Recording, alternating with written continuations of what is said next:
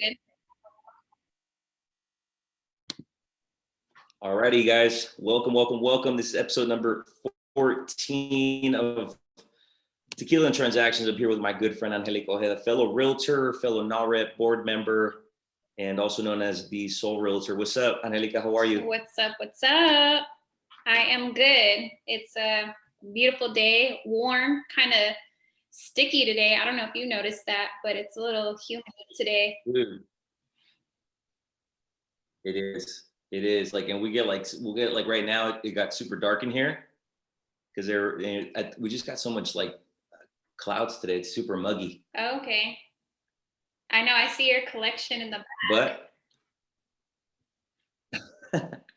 yeah, for a while people thought it was like a virtual background. I'm like, nah, they're actually there. There are bottles there for sure. These are real.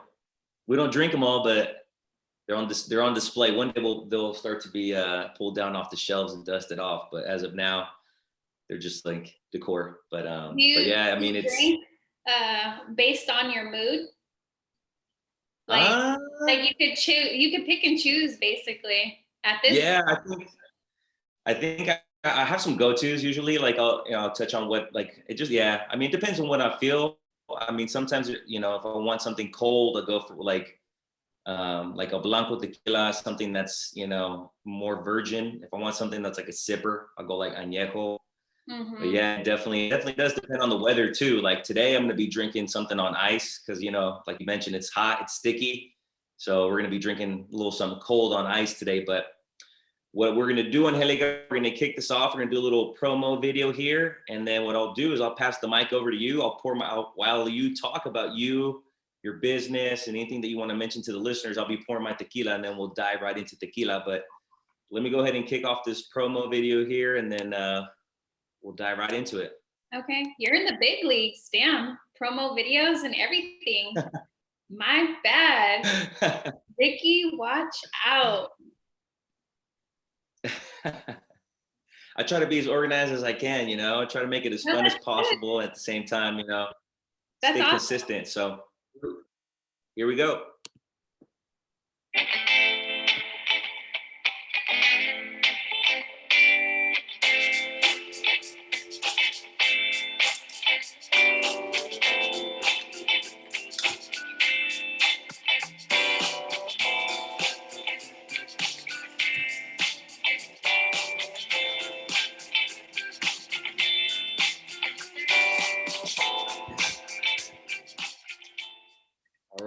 All right, everybody. Well, once again, thank you again for joining us. This is episode now 14 of Tequila Transactions. Without further ado, she needs no introduction, but she's a good friend of mine, fellow realtor.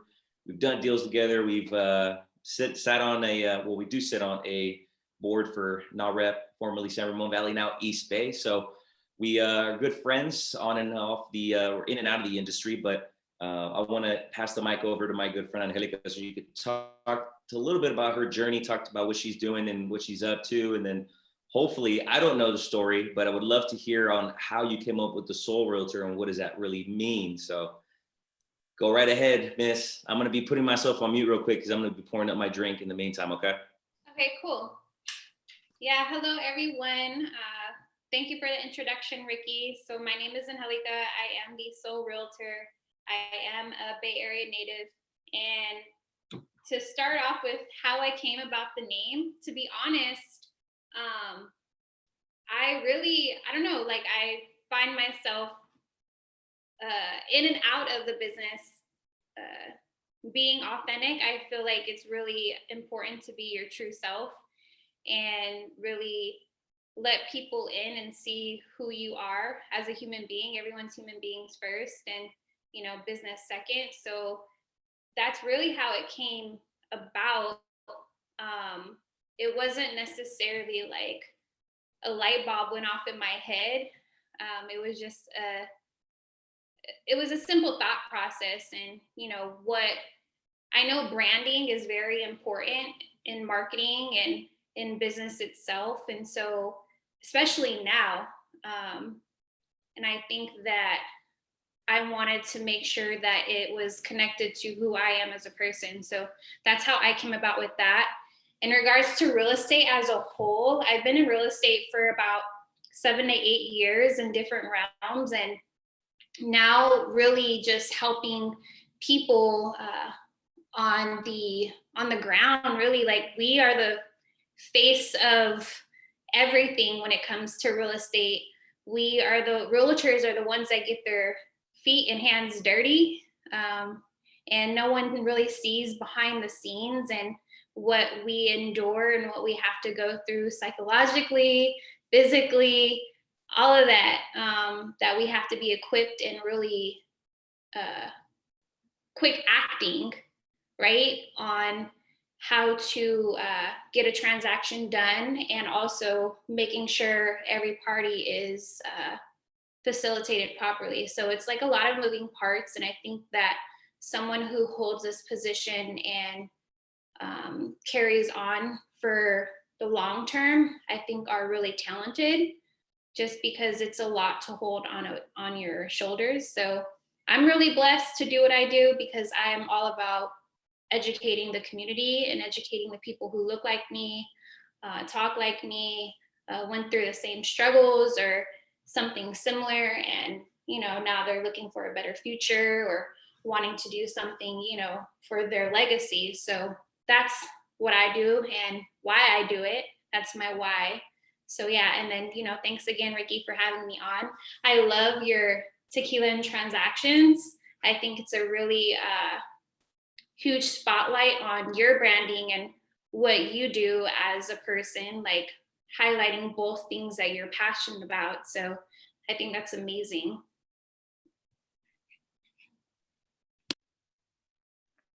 Well, awesome. Yeah, I mean, I appreciate you coming on and all the kind words. I can't, echo that enough. I think for me, I chose to do not just to highlight individuals, but just showcase something. And yeah, you have to be very authentic in this business and be for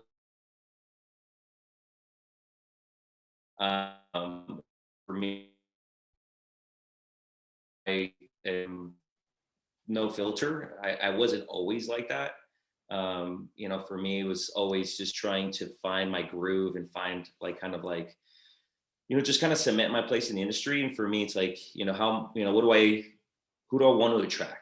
And for me, it was, I wanted to attract people who essentially are like me, who want to drink like me, who kind of want to do the same things that I do. So for me, it's like trying to find that niche, those clients that want to kick it with me too, and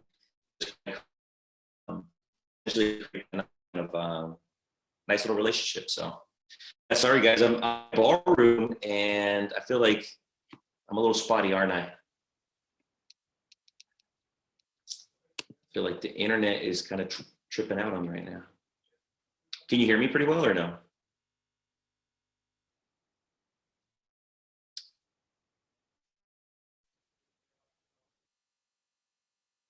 Let me see here. Sorry guys, technical difficulties. That's what happens when I want to come hang out on the ball. A little bit over here.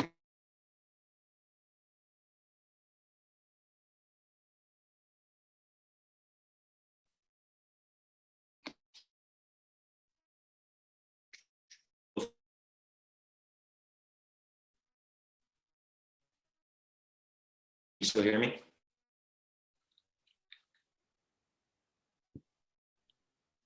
Yeah, while you're getting that situated, I am getting my alcohol situated. The important. Okay.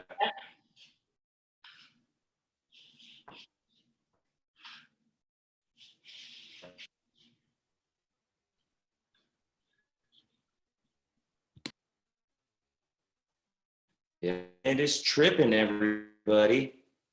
See, that's what I wanted to hang out here in the bar room, and typically my internet's like super spotty at times.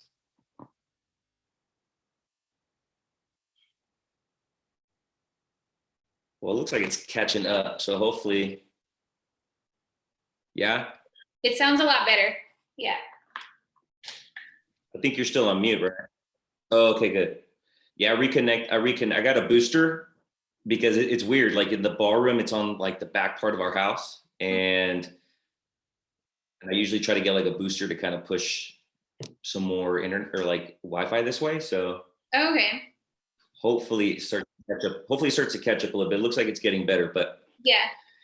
yeah, I mean, I think exactly what you said is I'm going to echo the same exact thing. You know, I just always want to work with people who want to work with me. So, you know, I try to keep my authenticity. You know, how people meet me in the street is the same way I am online, how the same way I am on the show. You know, I'm just really try to, you know, be super chill guy. And it was funny because remember we did a deal together earlier this year. Yeah. And we went out to lunch and Nancy was like, he's like the coolest listing agent ever. and I'm like, I just try to be very, very transparent, straightforward. Yeah. And like, I don't need to have an ego and think I'm the shit because I have a listing. Like, that's just not how this industry should work. You know, everybody should want to work together and collaborate and do what we can to, you know, help our clients. So I know Nancy she said that was the most chillest transaction that she's done. And I was like, okay. Kudos to us. So. Yeah, that was good. High five. That was good. So you got your drink ready? We got a cheers. Yes. Cool. So I got it all set up. So. Oh, you even got the salt on the rim and everything. You're fancy. I know. Pinky's up. You want me to tell you what I have? Yeah, go for it. And then Herradura is really, really good. Classic. And then I'll go for it. And then I'll jump in at the end and talk a little bit about what I have, because I have something that's completely different. Yeah, you have something really special. So this one is a silver, and why I like this one is because, and I don't want to like make the conversation like a sad one because it's not supposed to be, but I was introduced to this like in 2013 when my grandfather passed away, my step grandpa. My uncle is the one who brought this to our family like gathering once my grandfather passed, and you know, we were taking shots and, you know, just grieving in the grieving period. But yeah, I was like, oh my goodness, like this is like really good. And then I got the wrong one though, because I told him, like, I had it in my trunk since last week and I've seen my uncle since then. And so I showed him and he's like, you got the wrong one. It's supposed to be, what is it, Respestado? Yeah. He's like, that's the one you're supposed to get. And I was like, oh, whatever. So yeah. It's all good. Same brand. It's all, I mean, to be honest, the Reposado is just a little bit more aged, just has a little bit more color. But you know, for taking shots, that's a good one. Like it's smooth. Yeah. It is smooth. Yeah, it's definitely a difference from like Patron, that one that you typically see at bars or whatever lounges. I made a bad decision this past weekend. All they had was Patron at the bar. And I feel a little shameful, there's a little shame there. Like I took what they gave me. I can't be rude. People offered me a shot and I was like, sure, what is it? And then once they said Patron, like I literally got like chills. I'm like, oh gosh, here it goes. Well, cheers. That's a cool story. You know, that's something that you always remember and something kind of brought you guys close together. And you know, in hard times and in good times, tequila has always kind of been one of those drinks that, you know, kind of just, it's to be shared for sure. Well, especially in the Latin community. Yeah. Cheers. Cheers. Salud. Oh yeah, 100%. 100% in the Latin community and a lot of different regions, not only, you know, in Latin America, but throughout Mexico as well. People drink different things. Like everyone thinks, oh, everyone drinks tequila, but some people drink mezcal. Some people drink wine, like in Ensenada, Valle de Guadalupe and all that. There's a lot of wine drinkers out there. And then you go to different areas throughout Latin America. Some people drink rum. Some people drink pisco, all kinds of different stuff. So there's all kinds of different liqueurs out there, but tequila is one of those, really go-to kind of classic ones. And then there's so much out there. Like there's so much to choose from. And it's like you go down the aisle and you're like, whoa, like especially if you go to like a Total Wine or like a 𝘏𝘂, it's tough. There's so much out there. You want to make sure you get a good one, especially when you're trying to impress family or friends or some clients.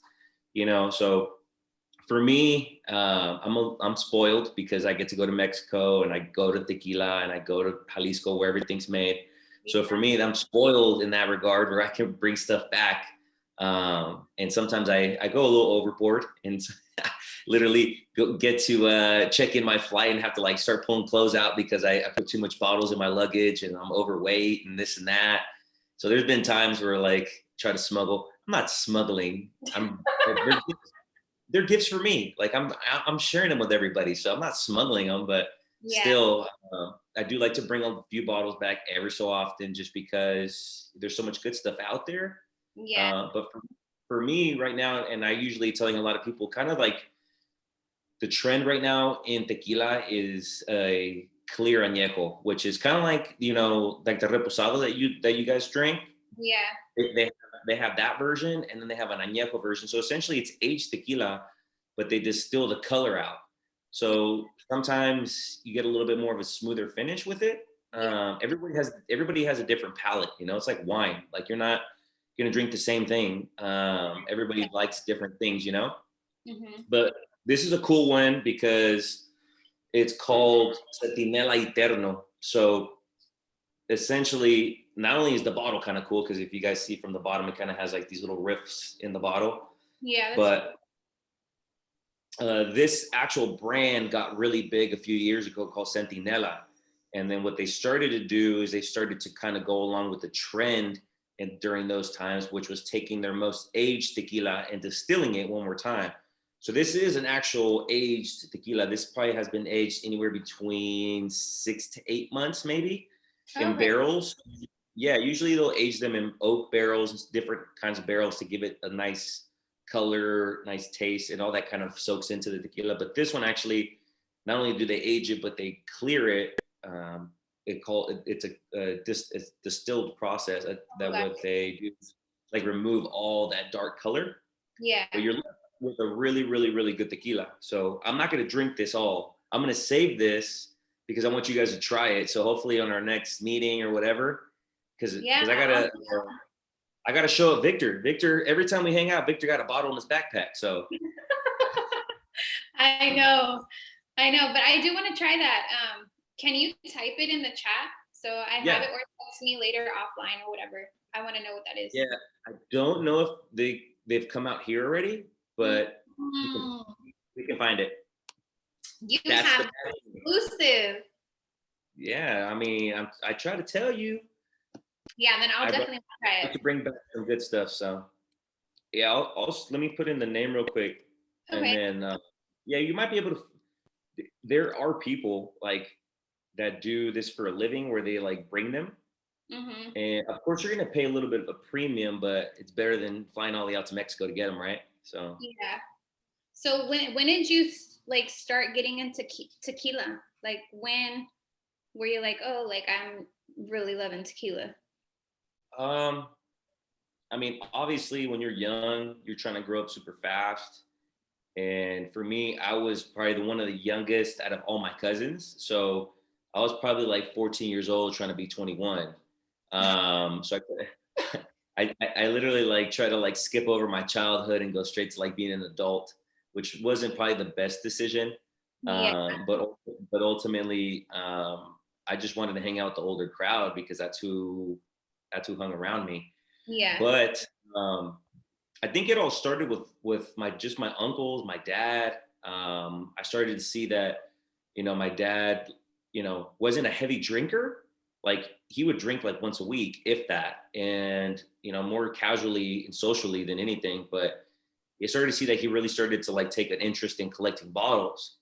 And he was the same way kind of how I am now at his age. Every time he'd go to Mexico, he'd bring back something different, something unique. That's and cool. it was a kind of trend in the family too. Like the uncles started to do it. So like typically if you go to over one of our parties, there's somebody has something similar to this, like a bar, like a little area with different bottles and stuff like that. And it's crazy because it's so embedded in our culture. Where we're from in Jalisco, typically the go-to drink other than beer, you know what I mean? Yeah. So I think for me, I started getting really, really interested in it just by, hearing stories of, young entrepreneurs that are starting to grow agave, make their own tequilas, and then just kind of following in the footsteps of my family and starting to kind of create a little collection of my own. Yeah. And so if I literally don't put it up on my dad's wall, they'll literally won't make it there because I'll drink them or somebody else will drink them or I'll gift them out. So the cool bottles I bring back or that I buy or whatever, usually I put them up on my dad's wall or we'll stash them away because the other ones, best believe, they're going to be consumed some way or another. So now are you the one that's giving your dad and family members all the game and knowledge about tequila? A little bit. I think more than anything, I'm kind of the one guy who's me and another cousin of mine are kind of the only guys that really go out there pretty often. And we'll kind of try to find something cool and unique. Yeah. And so we'll always bring back a bunch of stuff. And then so typically they're the ones that are like asking us to bring them bottles back now. We're like, we're kind of full already. We're not sure if we can bring you guys anything, but we're just teasing them. But sometimes, we'll bring a couple extra. And plus another thing that people are maybe not aware of, but there's not a limit on what you can bring as far as putting your luggage goes.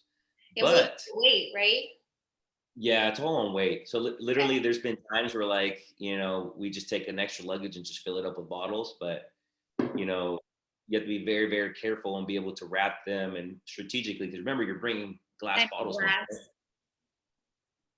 So yeah, I mean, we try to bring back as many as we can, but also at the airports, there's deals sometimes before you hop on the airport or hop in on your flight, I should say, where you're going through, there's a lot of like duty free. So like you can bring, I think, up to 4 bottles and there's no tax on them. And sometimes you can find some really good ones at the airport. Sometimes even more of the higher end ones. Yeah. And you can put them at a good price and you're not going to pay taxes on them. So typically for me, that's where I'm, trying to get a couple good ones so I can bring back to my clients for closing gifts and stuff like that. Yeah. So, and everything has gotten so expensive here. Like tequila's gone up, everything's gone up. So, I try to find some cool deals that, that we can definitely, bring back and gift out and enjoy sometimes too. So. Yeah. Well, that's what's up. I appreciate it though. Like you bringing me on here because like I'm an avid tea drinker. I know it's not alcohol, but the correlation to that is that it's a sense of like connection and community. Like basically you are creating this community. Like you can almost like, if you're really passionate about it and you're like really down with it, like you can almost open like a tequila tasting room out here, like somewhere out here in the Bay. Like, I mean, you never know. Like that would be dope. I mean, I would definitely support you. I would support that for sure. But it's all about community. It's all about the like creating that and like, the commonality. I think you said it earlier, like just having things in common with people and wanting to do business with people who have common interests. Yeah, 100%. And it's always kind of been it's been a passion of mine. And like I said, it's kind of just part of our culture and our way of life. So that's why I feel like for me, it speaks to not only who I am, but where I come from. So I always like to share it with people. And people always kind of have like a negative misconception, like, tequila's gross. Like, what do you drink? Oh, 𝘱𝘀𝘀𝘀 𝘀𝘀𝘀. I'm like, well, let me introduce you to a little something called tequila. That's tequila. And it's funny because I always tell a story because I remember when I had I don't know if it was my birthday or a brother's birthday of mine, and we invited over some friends. And there was a bunch of people over. And one of my friends asked my dad, they're like, where's your tequila? And my dad's like, oh, it's over there. Like, oh, we were looking for the 𝘬𝘀𝘀. And my dad's like, oh, heck no. He's Get like, out of my house. You didn't disrespect me in my own house. And so the funny thing is that my dad uses 𝘱𝘬𝘀𝘶𝘀𝑉𝑜 for one thing and one thing only, and that's to rub on his achy bruises and knees. And Oh my gosh. so it's funny because my dad's like, hey, Ricky, tell your friends what I use 𝘱𝘬𝘀𝑉𝑜 for. And I'm like, and it cracks me up because it's hilarious. I'm like, oh, he used it to rub on his feet and on his wound and like wherever he's sore. And they're like, what? And I'm like, yeah, that's all it's good for, to rub on your feet. So it's hecka funny because we tell that story all the time, and then it's, you know, it's funny for people to hear it. And it's like, yeah, 𝘱𝘬𝘀𝑉𝑜 is just good for rubbing on your feet. That's all it's good for. Rubbing. If you ever tired, soak your feet in some 𝘱𝘬𝘀𝑉𝑜, you'll be all right. I know. I may have to try that. My bruise or something. And that was a really great idea, to be honest with you. I've always had that in the back of my mind, is like creating like this tequila room or tequila tasting room, and just having like little dishes, because people don't know tequila is also used in a lot of cuisine. It's just like wine. It's paired with a lot of food. I mean, there's so much you can do with tequila. It's like the sky's the limit. Yep. And people think like, oh, it's good for drinking. No, you can use it for dessert. You can use it for something savory. You can use it for appetizers. You can do, kind of pair it with different things like chocolate and this and that. And it's eye-opening, because when you actually go to tequila, to some of the tasting rooms, like Herradura, the one you're drinking, has one of the best tasting rooms ever. And it's not that expensive. I think it's like $30. And you get to taste some really, really, really good tequilas, it's literally eye-opening. Yeah, there's none out here, right? Like maybe one or two. I feel like I've heard of maybe one or two out here in NorCal, but yeah, it's like nothing out here. That would be something pretty dope. Yeah, we could do that probably in the future. like more South Bay, and LA, of course, stuff like that. But yeah, it definitely would be something cool to explore, and kind of create something like an experience, because tequila's got so popular. I mean, you got E40, you got The Rock, you have, George Clooney made his, you have all, LeBron James, like all these superstars and athletes and musicians creating their own tequila. So it's definitely, I would say very popular now. Before, still popular, but I think now even more than ever because of all the celebrities and stuff like that. So, well, we're almost, we've been in this for about 35 minutes or so. I think the next thing we should do is probably talk a little bit about real estate. What do you think? I know, talk about business, what we do actually. We don't just drink tequila for a profession. We usually do, but we try to mix in a little bit of professionalism, a little bit of business every once in a while. But, I wanted to just kind of pick your brain a little bit. I know we kind of work in similar areas. And I mean, we're all in the Bay Area essentially. So what are you seeing? And I'll tell you what I'm starting to see, because I'm starting to kind of feel a little bit of movement going on. But definitely the market where we were last year to where we are now, totally eye-opening, craziness. As you know, you're out there, exactly. You were involved and we were in a deal together, so we know exactly what's going on. But what are you starting to see, or what kind of insight can you provide the listeners? Because I know people want to definitely hear about us drinking tequila, but they also probably want to hear about what's going on in the market, because it's always a hot topic as well. So so right now I'm on both sides. I am on the buying side and the selling side right now. And I have noticed there is more inventory, like starting to hit the market. It's not as tight. I do have clients that I'm actually showing tomorrow in like the Alamo, Danville, Orinda, like that whole pocket there. And I've noticed like there's a little bit more luxury, like a lot of homes with a lot of land, which is interesting, which I'm noticing that wasn't like that like a few months ago, because my clients have been looking for a while. That's how I know. And then on the selling side, I don't know, I've noticed, and I'm noticing there's kind of like more people opening to putting their home on the market and are more open to that. And becoming more creative with how they're getting out of their house. Right. Because a lot of times people had to stay there because of COVID, and then also the whole, rent back and things like that. I think it's becoming more, they're having more options, not afraid to like leave their house, basically.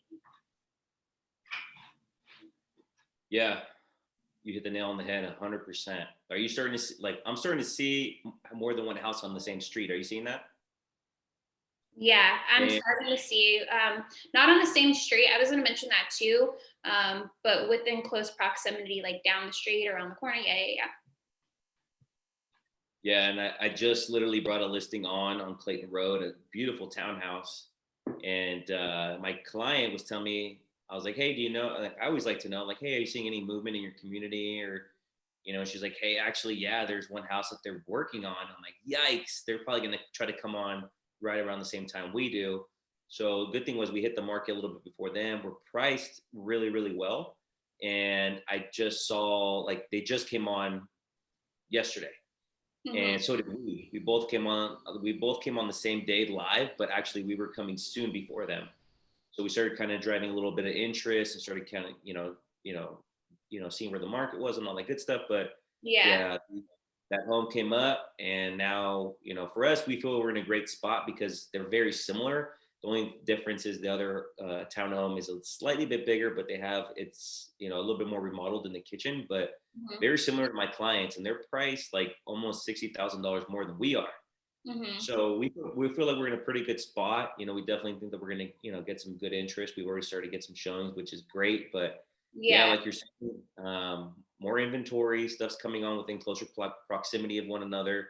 And more than anything, people are getting more confident in selling now. So I think that's definitely the shift, is the confidence is coming back for sellers. They're obviously seeing what their neighbors are selling for. So ultimately, I think that is kind of driving this now, curiosity more than anything, driving the confidence to sell, because they know that they'll get a good price for it, and they know that that their neighbors did well. So and the thing with that is, every single time that people come on too late, they wait too long. They're a little hesitant. And I understand, definitely, COVID opening your doors up to people. It's not easy, especially after what we went through these last, year and a half. But, definitely it's, as you know, us as realtors, we try to do everything we can to make sure our clients feel, comfortable, that they feel like, we're doing the necessary things to make sure that there's, a safety net there, that we're looking after their best interest, right?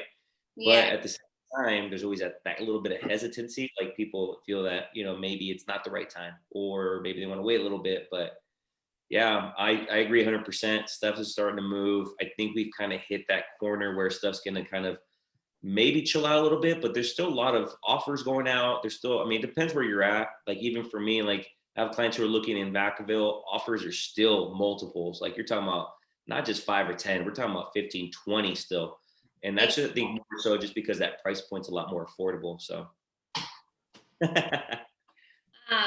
Yeah, I agree with all of that, what you're saying. What came to my mind too is, a couple of things. One of my really good friends, he's an interior designer, and he works in the Sonoma area, Santa Rosa, Napa, San Rafael. And he does a lot of work out there, but him and I were actually having a conversation last night about it. And, a lot of people are moving from like San Francisco and now moving like in that direction, in those areas, those pockets. And I think, like what you said in terms of inventory, like, I don't know, I could see more inventory opening up like in San Francisco, because people want to get out of San Francisco. Because they can afford like more lots of land versus the urban life. And especially because of COVID, like, they want to get out of the city dwelling. So it's been interesting seeing that, but also like with the seller that I'm helping now, I know like open houses are, starting to pick up like what the last 3 weeks or something, like a month now.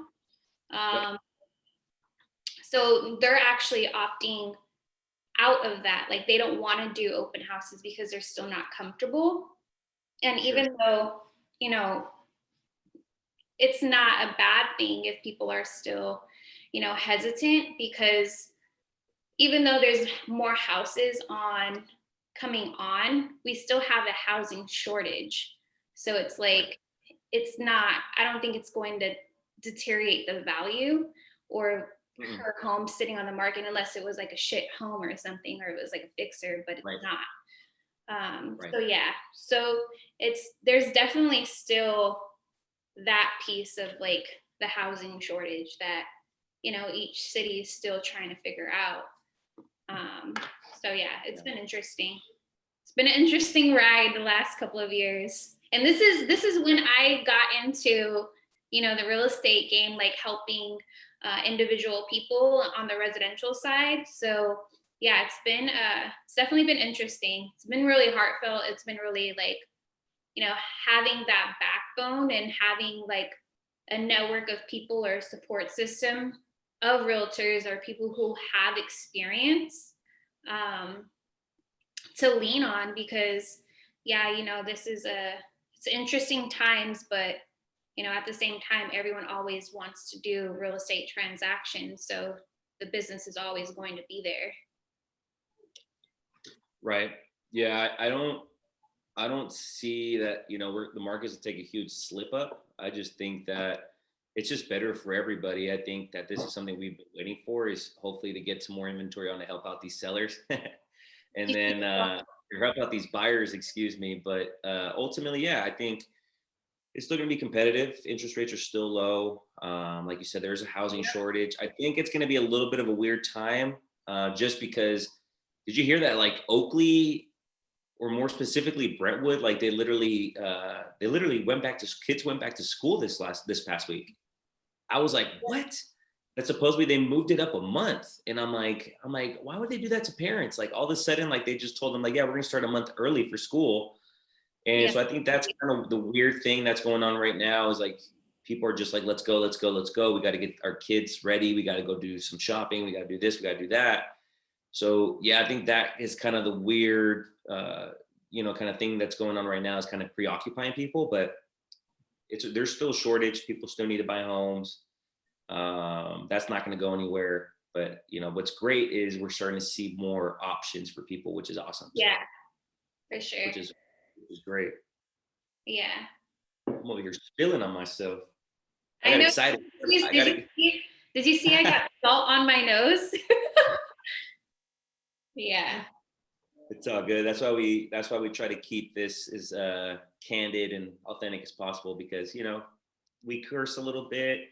We like to have fun. It's we never, for me always, I try to keep this industry, or more so like the relationship with like my clients, as fun as possible, because it is, like you said, it's stressful, it's heartfelt, like stuff's going on, and all this stuff that you're trying to focus in on buy a house, and all this stuff's going on in the news and the media, and like, so it's like, it's a really, really special time in our industry. And I think, I'm not going to take it for granted, because, it's made me grow, made me become a better agent. And ultimately, like, if you can handle this, you're going to be fine. So yeah, sure. So. Well, two things too, to add to what you said. One about, you mentioned like the interest rates, like, Nancy, who I do business with, like she's like is in my ear and tells me all the time, like, well, she gives me updates all the time, obviously. She's good at what she does, but she told me last week that, the rates are low. And I think that's also important to communicate with clients, is making sure that they check in with their lenders either on a weekly basis, every other week, or if they're in it looking for homes, like they're in the trenches, because once you get a good rate, you want to lock that in, because that's something that's not guaranteed. So I think that was very important for you to mention, because they were going up a little bit. I do know that. And then, Right. yeah, this last week, they were low. Yeah, FHA did something to, I think, their pricing structure or their fees or something like that. One of my lender buddies was telling me that FHA made it more inexpensive to acquire a loan, so that essentially dropped rates a little bit with it. So yeah, definitely, that's a big nugget we're throwing out there, guys. If you haven't refinanced, you're thinking about refinancing, or you're thinking about buying another home or buying a home in general, interest rates took a little bit of a dip, so it's time to get in as soon as possible. So yeah, and you did plug NAHREP. I do want to speak on that because that was one thing, as my support system, like getting in the business a couple of years ago. Right. I told myself, that's how I work and navigate, is I have to be involved somehow, some way with the profession that I'm in, or something that I'm passionate about. Like, I have to be involved. So word of mouth, I found out about NAHREP, and like, so far so good. Like, I've connected with you and everyone else on my board, and I feel like, moving forward now, like, I'm always going to have your guys' support and vice versa. I think that it's imperative for people who are just getting started in the business to not necessarily like put on blinders and just focus on the task at hand, or just, the people that you're trying to help, or, grow your business, but also networking. Like, networking is Right. key. Right. And I think that was super special, that I was able to connect with you guys during COVID, and, have virtual meetings, have virtual events, to stay connected. Like, that's super important for me, at least. And then I found out that you went to the same college as me, and Yeah. you were on the fraternity. Like, I've heard you talk about your fraternity, like, throughout conversations that we've had, like, while we've had meetings and stuff for NAHREP, but I didn't realize it was, the same campus, and you knew the sorority I was a part of. A lot of the girls that I went to college with during that time frame, that I'm still connected with, like, I've also helped them during, like, the home buying process and things like that. So it's important to stay connected to the community, and don't forget, like, where you came from, Yeah, 100%. Yeah, I agree. I mean, and I try to apply that same kind of like ideology, or that same kind of sense of like giving back. Like, for me, like in college, I didn't just want to go to school. I wanted to be a part of something else so I can give back. So, I can be a part of something, network, all that good stuff. And for me, that the outlet was the fraternity. And, for me in the industry, obviously I was still very focused in my fraternity, because I was actually a national advisor to the board. I was actually the national alumni advisor to the entire organization. So for me, I was still very heavily involved in that while I was growing my business. So for me, I still was very heavily involved in community service and doing different events, mixers and community service and all kinds of other events with other organizations, in addition to trying to give back to our active body at the university level as well. And same kind of thing with me. I NAHREP, word of mouth, me and Michael Bardala, shout out to Michael, we were rubbing the Latinx exec. We were rubbing shoulders and bumping elbows. And I already knew about NAHREP. I didn't know how cool you guys were. Like, I didn't know that you guys operated like out this way, because I remember seeing San Ramon Valley. I'm like, I don't want to go to San Ramon. Like, that was my initial thought too, as well. Yeah. But no longer. We're NAHREP East Bay, and we show love to everybody.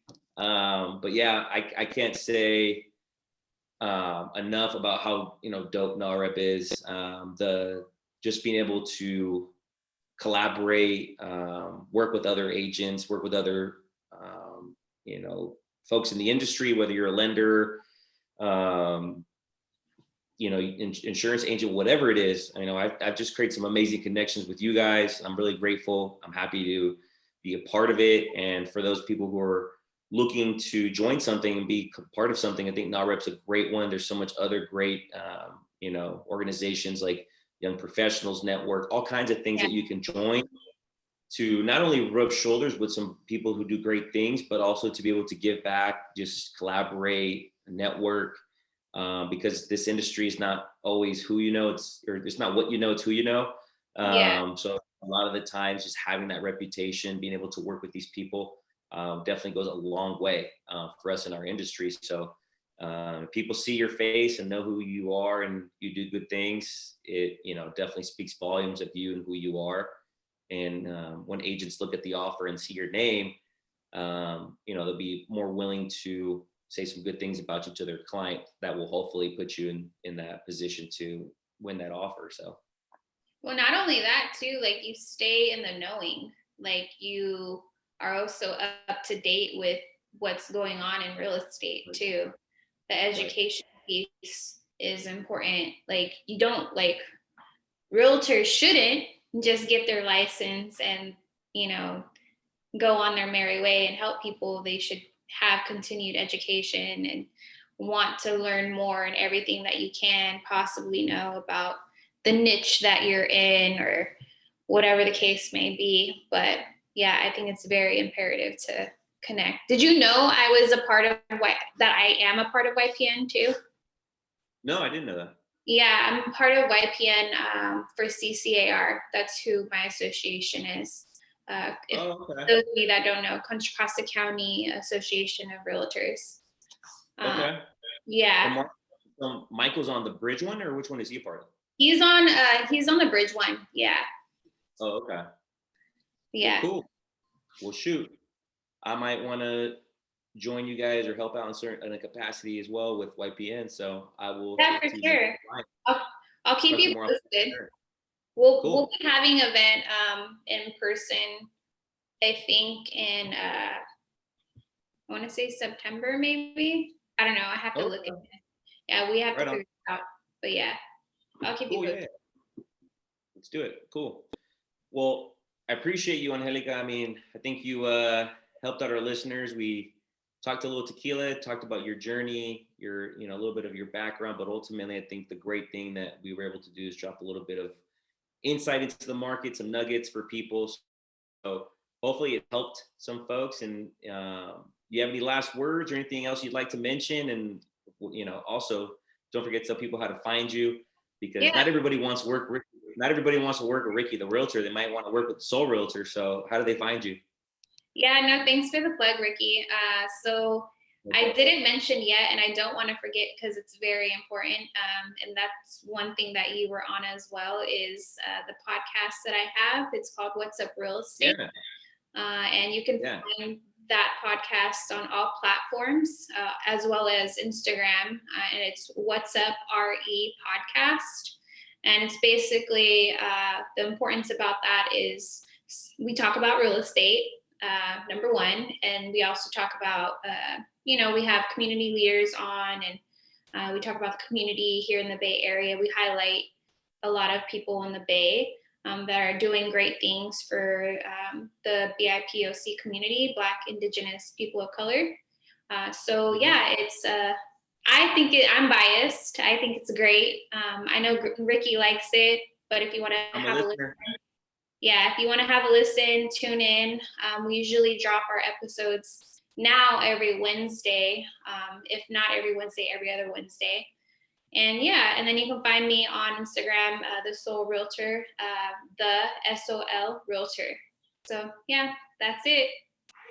Nope. Well, I just heard you guys' last episode this morning and heard you shouted me out. So I was like, there we go. Getting a little publicity, getting a little bit of love.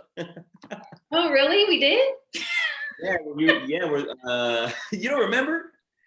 I think Michael asked you like what did you what have you the benefits you've seen about being on the podcast? Yeah. And you talked about us collaborating on deal together. So I was like, dope, and that's the power of networking, guys. doing stuff like what I'm doing, or, you know, taking it a little step further and actually doing a legit podcast like, you know, 𝘰𝘬𝘲𝘶𝘬𝘊 and Michael are doing. But yeah, I mean, as far as, you know, technology goes, we're trying to do everything we can to put ourselves out there to be in front of our clientele, be in front of the public, and just being able to be a resource for people. So I appreciate you guys. You guys do a wonderful job. You guys always have some amazing people on your podcast, and I'm always really eager to listen, and appreciate you guys putting all that great content out there. Dope. I'm glad. All righty. Well, thank you again, Angelica. I appreciate your time. Thank you for jumping on. This was Tequila and Transactions, episode number 14 with the Soul Realtor. Appreciate everybody for tuning in and listening. And I will be sharing this on all platforms, and I'm going to shoot it out to Angelica as well, so she can be sharing it if she'd like. And once again, without further ado, go out and grab your tequila, hang out, enjoy your evening. And if you guys need us, you know where to find us. Last thing, anything last to say? Anything you want to listen? All right. Yeah, well, salud, everybody. Salud. All right. Thank you so much, Angelica. I'll talk to you soon. Peace. Peace.